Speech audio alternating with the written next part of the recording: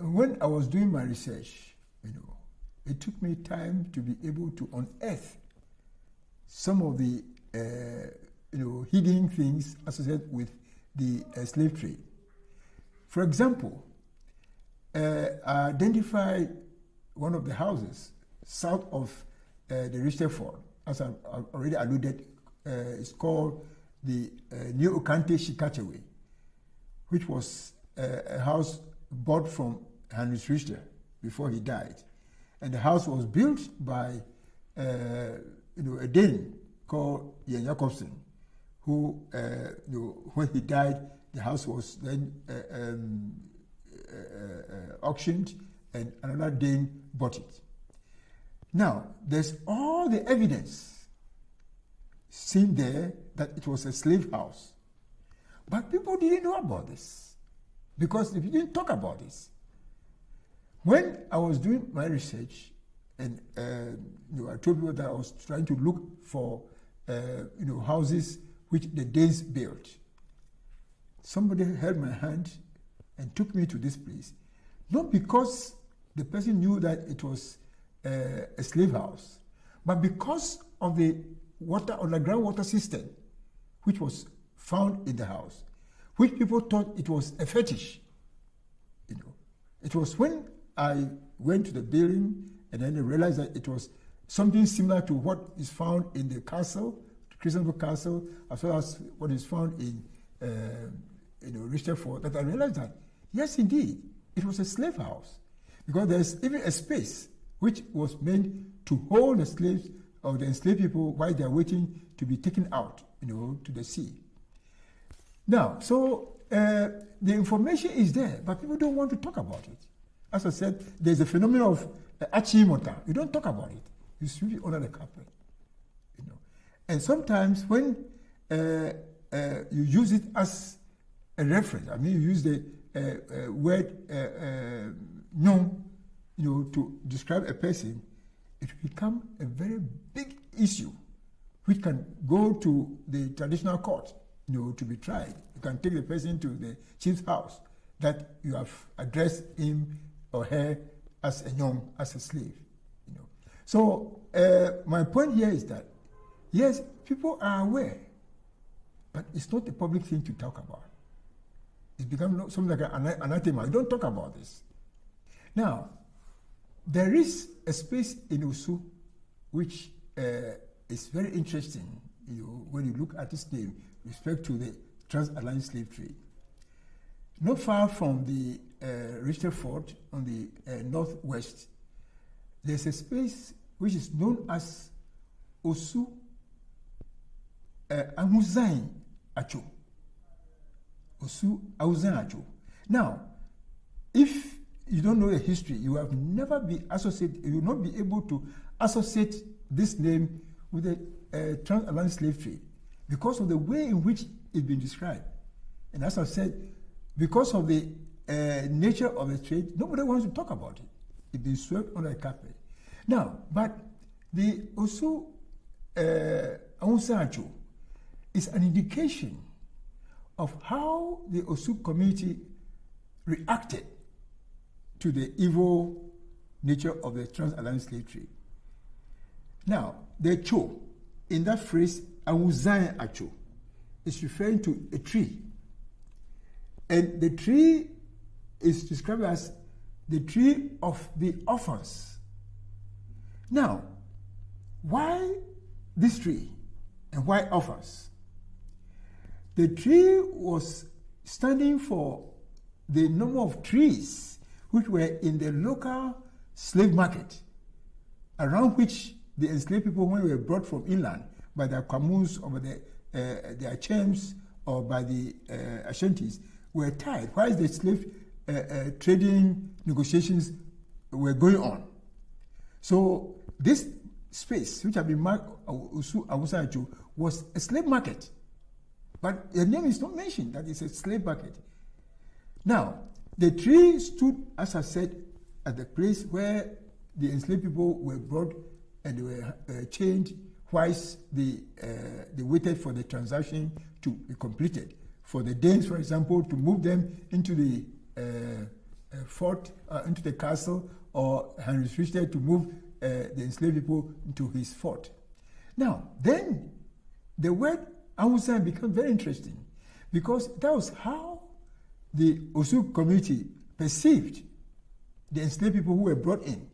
When they were coming, they looked so tired, they're so maimed, so, distraught. So they looked like people who have been orphaned.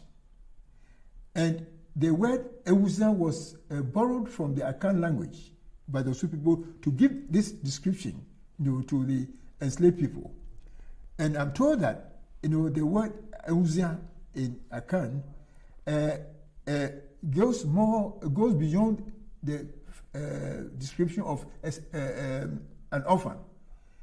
When an individual loses his or her father, he's called a janka. That is an orphan in English. But when an individual loses his mother or her mother, he's more than an orphan. He's the one who has lost everything. That's what the word Ewusa stands for.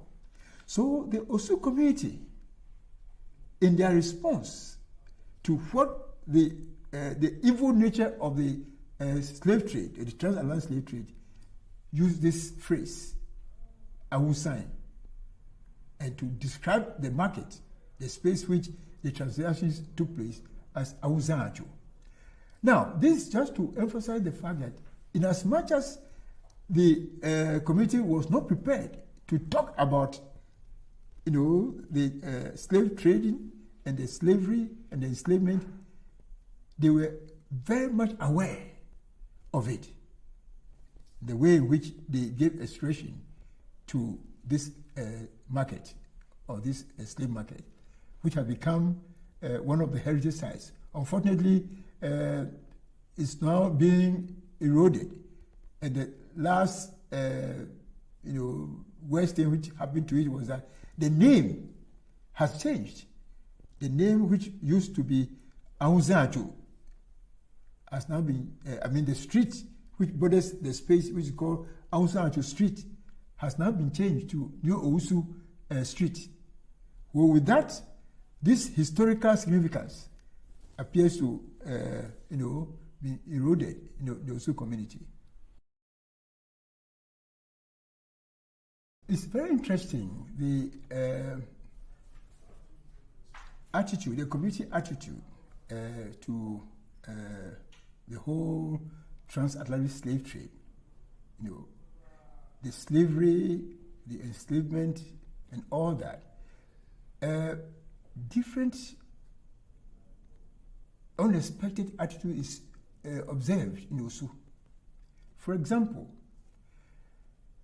you will never be able to identify any family which will say that we have a slave ancestry. But you can identify families which have had slaves in their families. I've made reference already to the names like the Engmans, the Swanikers, the Locos. They were known to have had or to have been involved in the transatlantic slave trade, who at one time they had slaves in their homes. But you can never have any family say, we have evolved or we have come about as a result of the slave trade. You have ancestors of slaves. No. Why? Because there is the so-called Achimota phenomenon. You don't mention it. The transatlantic slave trade was so bitter and terrible experience that people don't want to talk about it. They virtually shove it under the carpet. So we don't talk about it. Although people are aware of the fact that there was the enslavement, there was a slave trade, there was slavery in the community. Because of this, the Ga word, which is used to describe slave, is not used very commonly. And because it's supposed to be something, the the transactions of the slave trade is supposed to be something which is not to be known, not to be seen. So it's a nocturnal action. Therefore, the word which is used to describe a slave or an enslaved person is no. Although in the word usage, the Akan word Odonko also comes out, but it's not indigenous Ga. That's Akan, Odonko. Now, it's all because of the attitude of the Gans that this heinous trade or phenomenon should not be talked about. It's a nocturnal thing. And when you use the word no or the Akan word Odonko against somebody, it is a social crime. You can be taken to the traditional court and you can be fined for making reference to somebody as no or Odonko. The point here is that this evil, feel like, practice was aware, the people were aware of it. But because of their consciousness that this is something evil, they don't want to talk about it. There's a certain amount of hypocrisy if you look at it from that point of view. You know, why don't you talk about it so that people will know and then deal with it? And that's my point. That's what I did in my research and my presentation of my research findings, to unearth this evil practice, so people to know and resolve that they will not go back to it again, no matter in what form. Of course, forms of slavery are still going on in our country today, in our society today. But my point is that we should know about it so that it will make us not to go back to it again in any form.